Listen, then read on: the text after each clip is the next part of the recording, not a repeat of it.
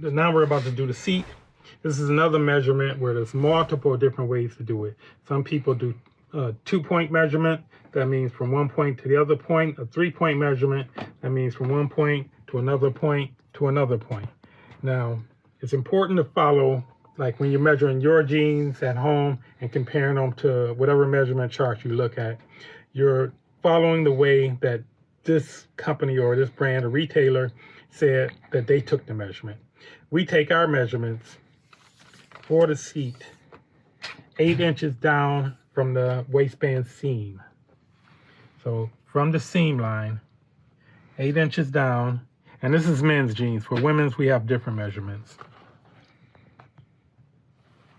So 8 inches down from the seam line, we make our little mark, and then we're doing a 2-point measurement.